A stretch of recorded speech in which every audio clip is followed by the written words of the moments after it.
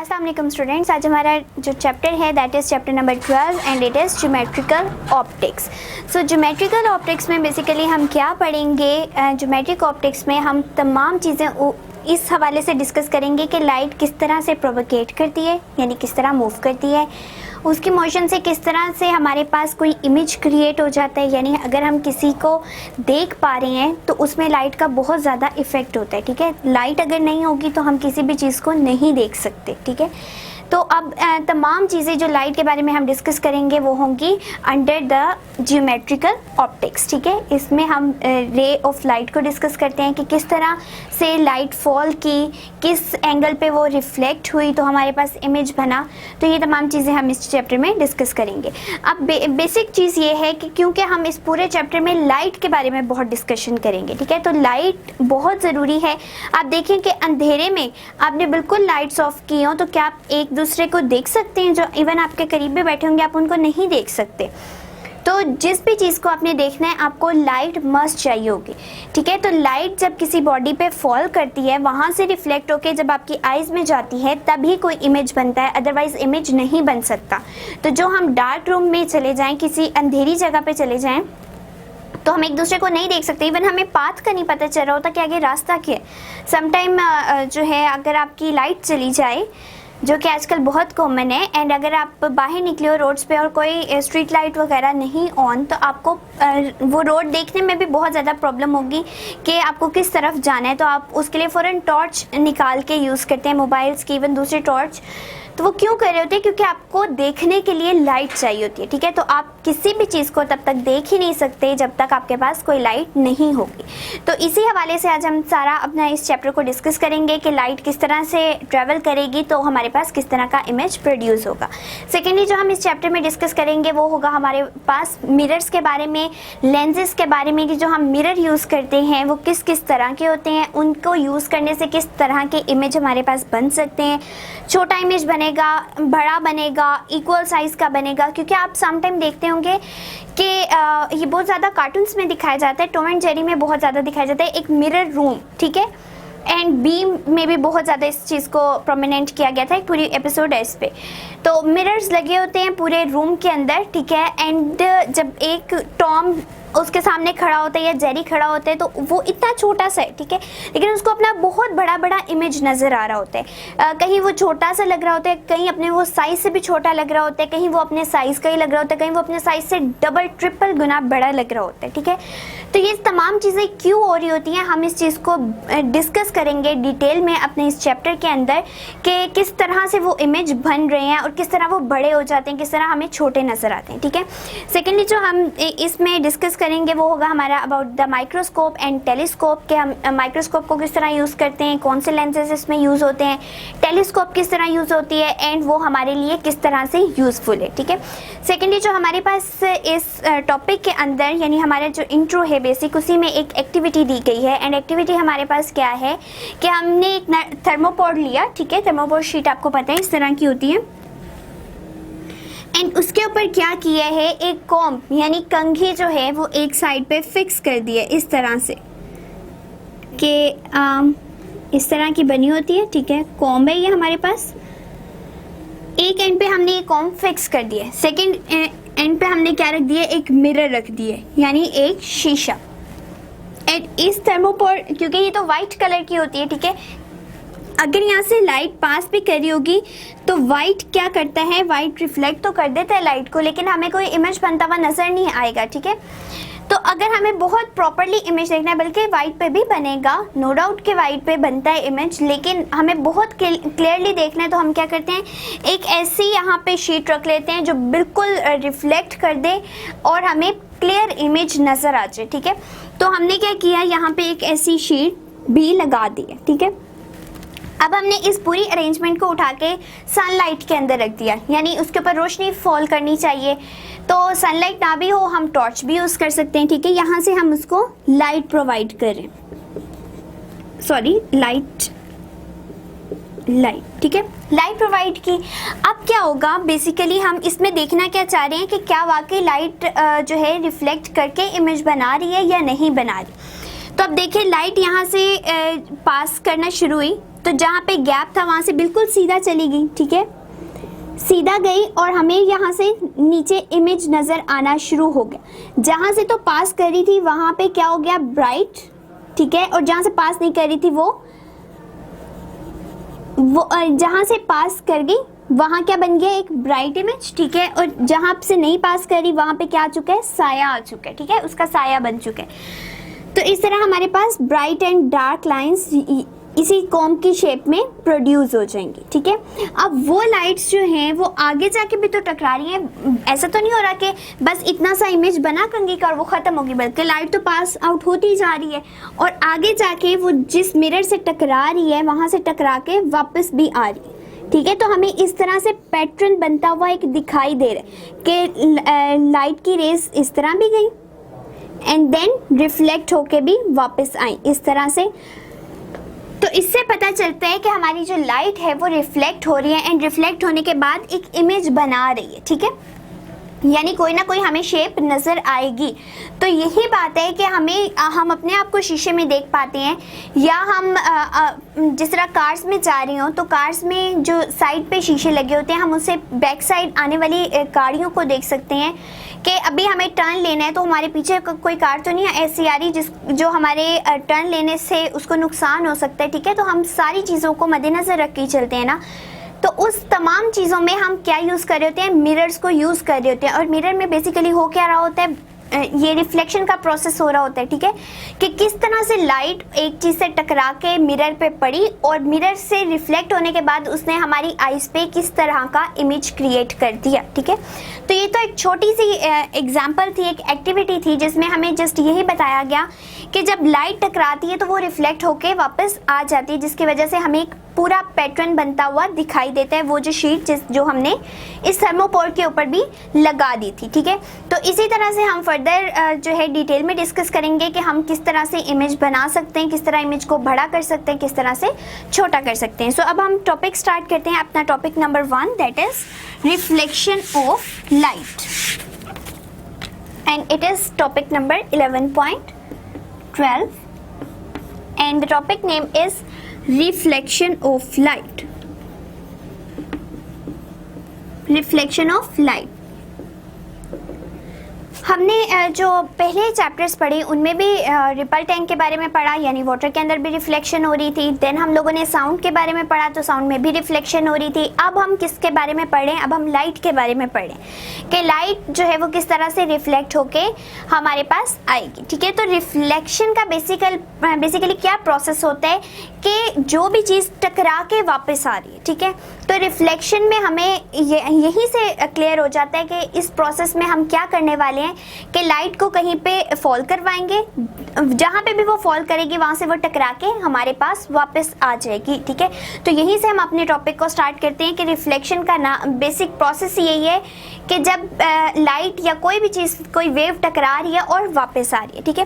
तो अब हम देख लेते हैं कि हम एक बात कर रहे हैं, इस तरह से कोई भी सरफेस पड़ी हुई है हमारे पास, ठीक है, उस पर हमने कहा कि यहाँ से हम लाइट फॉल करवा रहे हैं, लाइट जो है यहाँ से फॉल की, ठीक है।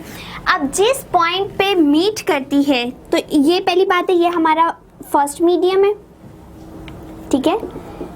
फर्स्ट मीडियम हमारा क्या है, लाइट है। अब जो भी चीज़ हमने रखी हुई है, चाहे वो ग्लास की है, कोई मिरर रखा हुआ है, कोई वुडन ब्लॉक रखा हुआ है, तो वो एक अदर मटेरियल का बना हुआ है, ठीक है। इट मीन्स कि वो एक दूसरा मीडियम है, ठीक है। तो ये हमारे पास क्या हो चुके हैं, सेकेंड मीडियम। एंड रिफ्लेक्शन के प्रोसेस में क्या होता है कि जब टकराती है किसी भी सरफेस से तो टकरा के वापस आ जाती है। इसका मतलब कि लाइट टकराई और टकराने के बाद दूसरे मीडियम से टकरा के फिर पहले मीडियम में चलेगी, इसका मतलब है मीडियम चेंज नहीं होगा। तो रिफ्लेक्शन के प्रोसेस में सबसे पहली बात ये है कि मीडियम चेंज नहीं होता, मीडियम रिमेन सेम। बेशक लाइट पहले से दूसरे मीडियम में टकराई है, ठीक है, लेकिन टकराने के बाद वो वापस पहले ही मीडियम में चली गई। तो पहले प्रोसेस तो हमारा ये हो गया ना कि मीडियम चेंज नहीं होना चाहिए, जहाँ पे भी रिफ्लेक्शन आएगी ये बात ध्यान में रखनी है कि हमारा मीडियम नहीं चेंज होता, ठीक है। अब ये बात तो हमने कर ली। अब ये देखें कि जिस पॉइंट पे ये लाइट टकराती है दूसरे मीडियम पे, वहाँ से हम बनाते हैं एक नॉर्मल लाइन, ठीक है। इस तरह से, जिसमें हम देखते हैं कि इन दोनों का एंगल क्या होगा। तो जो लाइट हमने फॉल करवाई, पहली बात है उसको हम कहते हैं इंसिडेंट रे, इंसिडेंट रे, ठीक है, क्योंकि ये फॉल कर रही है, ठीक है, उसके ऊपर गिरी। अब ये एंगल जो बना that is angle of incidence, angle of incidence, TENC, ठीक है, एंड जिसको हम I से डिनोट करते हैं, ठीक है। अब सेकेंडली ये यहाँ पे टकराई, नॉर्मल बन गया, हमने नॉर्मल भी देख लिया। अब यहाँ से रिफ्लेक्ट करी, ठीक है, पहले ही मीडियम में वापस आ गई। अब जो हमने देखना है कि इन दोनों के दरमियान कितना एंगल बना, यानी ये रिफ्लेक्टेड रे है, रिफ्लेक्टेड रे।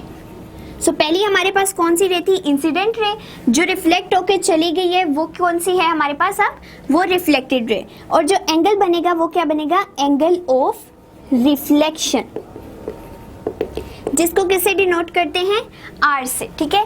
तो एक तो हमारे पास रिफ्लेक्शन के केस में था कि मीडियम सेम रहना चाहिए। अब दूसरी बात क्या है कि एंगल ऑफ इंसिडेंस यानी I, इसको इस तरह भी शो करते हैं, एंड एंगल ऑफ रिफ्लेक्शन दोनों बराबर होने चाहिए, तभी हमारे पास रिफ्लेक्शन का प्रोसेस हो सकता है। So angle of incidence equals to angle of reflection. तो ये थी हमारे पास सेकंड कंडीशन, इसको हम लोग जो है लॉज ऑफ रिफ्लेक्शन भी कहते हैं, और अभी हम उसको भी डिटेल में डिस्कस करेंगे। बट आपको ये पता होना चाहिए कि जब भी हम कोई रिफ्लेक्शन का प्रोसेस कर रहे हैं तो हमारे पास कौन सी दो कंडीशंस होनी चाहिए, मीडियम रिमेन से, and angle of incidence must be equal to the angle of reflection. और हमारी जो बुक है उसमें इसको जस्ट नेम्स दे दिए गए हैं, किस तरह से कि इस लाइट को जो इंसिडेंट कर रही है वो A कहा गया है, जिस पॉइंट पे मीट करी है उसको O कहा गया है, एंड जो नॉर्मल है उसको N से रिप्रेजेंट किया गया है, जो रिफ्लेक्ट होके जा रही है उसको B से रिप्रेजेंट किया गया है, एंड जिस सरफेस के ऊपर हम फॉल करवा रहे थे उसको M कहा गया, ठीक है। तो अब आप देख लें कि AON कौन सी हमारी रे है, वो इंसिडेंट रे, ठीक है, और जो रिफ्लेक्ट होके जा रही है वो है NOB, ठीक है। तो ये हमारे पास नेम से रिप्रेजेंट कर दी गई है बुक के अंदर कि ये वाली हमारी इंसिडेंट रे है, ये वाली हमारी रिफ्लेक्टेड रे है, और उनके दरमियान जो एंगल बन रहा है विद द नॉर्मल लाइन वो क्या कहलाता है, angle of incidence and angle of reflection. And reflection के प्रोसेस में हमारे पास दो कंडीशंस होनी चाहिए मस्ट, और पहली क्या है कि medium remain same, second condition है कि इंसिडेंट जो एंगल होता है वो हमेशा इक्वल होता है एंगल ऑफ रिफ्लेक्शन के। तो जहां पे भी आप ये दो चीजें देखेंगे आपको फौरन आइडिया हो जाएगा कि अब हमारे पास रिफ्लेक्शन का प्रोसेस हो रहा है। अब हम इसकी डेफिनेशन को डिस्कस कर लेते हैं जो बुक के अंदर लिखी हुई है, ठीक है, प्रॉपर वर्डिंग के अंदर, and it is when a ray of light या व्हेन लाइट traveling in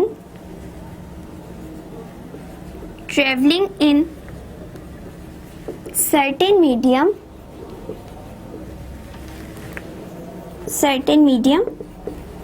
ठीक है, fall on the surface of other medium, falls on the surface of other medium,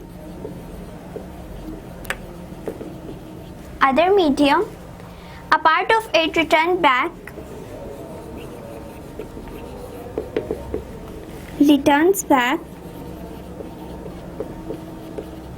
to the first medium. So this process is called reflection of light। वही बात हो गई कि हमने क्या कहना है कि लाइट जिस अभी मीडियम पे फॉल कर रही है, ठीक है, फॉल करने के बाद इसका कुछ हिस्सा वापस रिफ्लेक्ट होके चला जाए तो उस प्रोसेस को क्या कहा जाता है, रिफ्लेक्शन ऑफ लाइट। अब देखिए कुछ पार्ट जो है हम कहते हैं कि रिफ्लेक्ट हो गया, अब कुछ चीज़ें ऐसी होती हैं जो थोड़ा सा रिफ्लेक्ट कर देती हैं, थोड़ा सा रिफ्रैक्ट करती हैं, ठीक है। थोड़े से में रिफ्लेक्शन का प्रोसेस होने का मतलब ये है कि कुछ लाइट पड़ी और वहाँ से बेंड होके वापस चली गई पहले मीडियम में, लेकिन कुछ लाइट पास भी हो जाती है और फिर दूसरे मीडियम में एंटर हो जाती है, वो प्रोसेस हमारे पास एक अलग प्रोसेस है, ठीक है। तो कुछ पार्ट जो लाइट का ट्रेवल करते हुए अब एक मीडियम से दूसरे मीडियम पे फॉल किया लेकिन वापस ही अपने मीडियम में चला गया, तो उस प्रोसेस का नाम है रिफ्लेक्शन का प्रोसेस, ठीक है। सो इतने प्रोसेस को अभी हमने डिस्कस करना है कि ये जो टकराने के बाद वापस चला गया ये है हमारे पास रिफ्लेक्शन। अब हमारे पास जो दो फर्दर लॉज दिए गए हैं वो क्या हैं? Laws of reflection, laws of reflection. पहला क्या है कि incident ray, the incident ray, incident ray normal and reflected ray lie in the same plane, same plane. And second जो हमारे पास है law of reflection, that is angle of incidence, incidence must be equal to angle of reflection, angle of reflection. सो जो हमने पहली बातें discuss कर ली थी, सबसे पहले जो हमने बता दिया था कि जब हमारी लाइट एक मीडियम से दूसरे मीडियम में फॉल कर रही है, ठीक है, तो क्या बन रहा था इस तरह से, ठीक है। अब ये सारे किस प्लेन पे लाई करें? एक ही प्लेन पे लाई करें, ठीक है। नॉर्मल लाइन भी, इंसिडेंट रे भी एंड रिफ्लेक्टेड रे भी, और एक ही मीडियम में ट्रेवल कर रहे हैं, ठीक है। तो इसका क्या मतलब हुआ कि जो हमारी इंसिडेंट रे है, नॉर्मल रे है एंड रिफ्लेक्टेड रे है वो सेम प्लेन में होनी चाहिए। ये पहला हमारा लॉ था, कानून बना दिया गया कि रिफ्लेक्शन हो रही है तो ये मस्ट होना चाहिए, ठीक है। अगर ये नहीं होगा तो उसको हम रिफ्लेक्शन का प्रोसेस कहेंगे। तो ये बात हमारे लिए मस्ट है कि जहाँ पे भी हम रिफ्लेक्शन देखें, पहली बात है ये कंडीशन फुलफिल होनी चाहिए। एंड सेकंड कंडीशन क्या है कि एंगल ऑफ इंसिडेंस जो है वो मस्ट भी एंगल ऑफ रिफ्लेक्शन के इक्वल होना चाहिए, यानी इन दोनों में जो एंगल बन रहा है वो बिल्कुल इक्वल होगा, तभी हमारे पास रिफ्लेक्शन का प्रोसेस हो सकता है। सो इस बात को हमने पहले ही डिस्कस कर लिया था कि हमारा जो रिफ्लेक्शन का प्रोसेस है वो यही है कि जब एक लाइट ट्रेवल करती हुई दूसरे मीडियम पे टकराए तो वापस अपने ही मीडियम पे चली जाए। एंड हमारे पास लॉज क्या बन गए हैं कि वो तीनों रेज यानी नॉर्मल रे, इंसिडेंट रे एंड रिफ्लेक्टेड रे तमाम एक ही प्लेन में लाई करनी चाहिए, एक ही मीडियम में होनी चाहिए। एंड सेकेंडली कि वो एंगल जो रिफ्लेक्शन का है और एंगल ऑफ इंसिडेंस दोनों इक्वल होने चाहिए। अब हमारे पास थर्ड थिंग आ जाती है कि रिफ्लेक्शन की भी कुछ टाइप्स हैं, ठीक है। कुछ क्या हमारे पास 2 बेसिक टाइप्स हैं, उनको हम डिस्कस कर लेते हैं। Types of reflection. अब टाइप्स ऑफ रिफ्लेक्शन कितनी किस्म की है हमारे पास? बेसिकली ये 2 टाइप्स की हैं, ठीक है। एक है रेगुलर, कैपिटल में लिख लेते हैं, regular reflection, and second is irregular reflection, regular reflection. अब इनके भी नाम से ही हमें जाहिर हो रहा है, जिस तरह रिफ्लेक्शन के नाम से जाहिर हो रहा था कि क्या प्रोसेस हो रहा है कि टकरा के वापस जा रही, ठीक है। अब टकराने के बाद अगर हमारे पास पैटर्न बिल्कुल रेगुलर बनता जाए कि वेव टकराई और अपने जिस एंगल पर टकराई उसी पे टकरा के वापस चली गई, तो उसको क्या कहते हैं? Regular reflection. और अगर उसका वो बिल्कुल बेंड कर गई, कोई आगे पीछे लाइंस हो गई, तो उसको क्या कहते हैं हम? Irregular reflection. So regular reflection और इर्रेगुलर रिफ्लेक्शन को हम किस तरह से एक्सप्लेन कर सकते हैं कि अगर हमारे पास स्मूथ सरफेस हो, ठीक है। रिफ्लेक्शन बेसिकली डिपेंड है कि किस पे कर रही है? नेचर ऑफ, यहाँ पे हम मेंशन कर लेते हैं, नेचर ऑफ ऑब्जेक्ट या मीडियम या कुछ भी, ठीक है। जिसके ऊपर स्ट्राइक करना है उसकी नेचर पे ये डिपेंड करती है, ठीक है। सो हमारी जो टाइप्स ऑफ रिफ्लेक्शन है वो वहीं से निकलेंगी कि नेचर क्या है ऑब्जेक्ट की, ठीक है। वो स्मूथ है, वो रफ है, अगर स्मूथ होगा तो किस तरह की रिफ्लेक्शन होगी, रफ होगा तो किस तरह की रिफ्लेक्शन होगी। तो देखिए रेगुलर रिफ्लेक्शन से पता ही चलता है कि हमारे पास बहुत रेगुलर पैटर्न में चलती आ रही है चीज़। इसका मतलब है रेगुलर कब हो सकता है? जब बिल्कुल स्मूथ पाथ हो, ठीक है। तो अब हमने जो मीडियम लेना है वो एक ऐसा मीडियम है जो माइक्रोस्कोपिकली भी, यानी उसको अगर हम माइक्रोस्कोप से देखें तो अगर आप किसी और चीज़ को देखेंगे हमें कुछ ना कुछ उसमें रफनेस नज़र आएगी, ठीक है। लेकिन हमने एक ऐसी सरफेस लेनी है जो बहुत पॉलिश्ड हो, बहुत स्मूथ हो, ठीक है। सो स्मूथ सरफेस के ऊपर जब लाइट फॉल करी है तो वो बिल्कुल इसी तरह से एक लाइट फॉल की, दूसरी की, तीसरी की, सो यहाँ से फॉल करिए एंड यहाँ से रिफ्लेक्ट करिए। सो इस तरह से इनके एरोस हो जाएंगे, ठीक है। तो ये बहुत एक रेगुलर पैटर्न आपको नज़र आ रहा होगा, ठीक है। तो जहाँ पे रेगुलर रिफ्लेक्शन हो रही है by using the smooth surface, तो उस रिफ्लेक्शन को क्या कहते हैं, उसका नाम है रेगुलर रिफ्लेक्शन, ठीक है। तो हमें इसके नाम से ही पता चल गया कि रेगुलर है, इसका मतलब है बहुत स्मूथ काम हो रहा है, कोई हर्डल नहीं आ रही, कोई रुकावट नहीं आ रही, तो स्मूथली ही हमारी जो लाइट है वो रिफ्लेक्ट होके वापस दूसरे मीडियम में, पहले मीडियम में ही चली जाएगी, ठीक है। और एक रेगुलर पैटर्न हमें नज़र आ जाएगा। उसके बैलेक्स जो हमारे पास इरेगुलर है, इरेगुलर से पता चल रहा है स्मूथनेस खत्म हो चुकी है, यानी कि रफनेस आ चुकी है, ठीक है। तो यहाँ पे हमारे पास स्मूथ सरफेस थी, अब हम एक रफ सरफेस ले लेते हैं, ठीक है, जो कि माइक्रोस्कोप से जब हम देखें तब हमें रफ नज़र आ रही हो। अदरवाइज तो हम किसी भी चीज़ को देखें कि ये मार्कर भी जो है इसको हम देखें तो हमें बहुत लगेगा कि स्मूथ है, प्लेन है, ठीक है। लेकिन जब आप इसको माइक्रोस्कोप के नीचे रखेंगे तो इसमें भी आपको कुछ ना कुछ बम्प्स वगैरह नज़र आएंगे, थोड़ी बहुत रुकावटें आपको फील होंगी, ठीक है।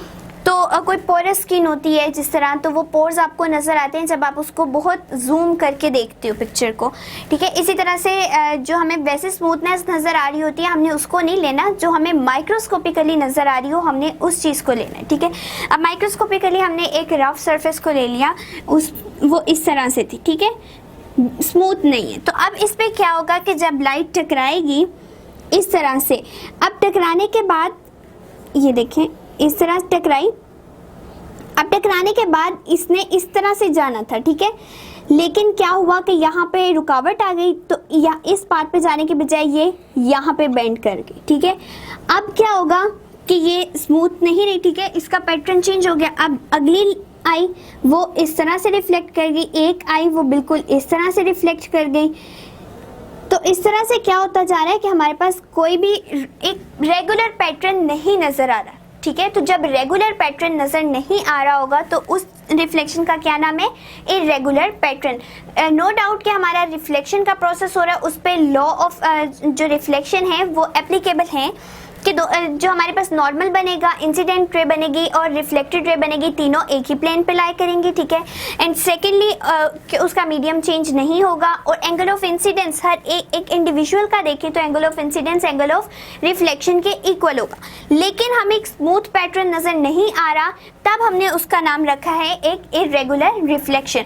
तो ये था हमारी टाइप्स के बारे में कि टाइप्स ऑफ रिफ्लेक्शन क्या होती हैं, कि कितनी टाइप्स में इसको डिवाइड किया गया है। एंड ये डिपेंड किस पे कर रही है, it only depend on the nature of the object, कि वेदर हम स्मूथ ऑब्जेक्ट ले रहे हैं या एक हम रफ सरफेस वाला ऑब्जेक्ट ले रहे हैं। सो अगर हमारे पास रेगुलर रिफ्लेक्शन है इट मीन स्मूथ पाथ लिया एंड हमारे पास एक रेगुलर पैटर्न शो हो रहा है कि वेव रिफ्लेक्ट करके वापस जा रही है। एंड अगर हम इरेगुलर रिफ्लेक्शन ले रहे हैं तो हमारे पास एक रफ सरफेस है जिसे टकराने के बाद वेव्स बिल्कुल जो है एक ऑपोजिट डायरेक्शन में चली जाती हैं या एक रेगुलर पैटर्न शो नहीं करती। तो जो रेगुलर पैटर्न नहीं शो करी उस रिफ्लेक्शन का हमने नाम रख दिया दैट इज इरेगुलर रिफ्लेक्शन। सो ये था हमारा 12.1 टॉपिक जिसमें हमने डिस्कस किया कि रिफ्लेक्शन ऑफ लाइट किस तरह से होती है, क्या लॉस होने चाहिए एंड कितनी टाइप की हमारे पास रिफ्लेक्शन पाई जाती है।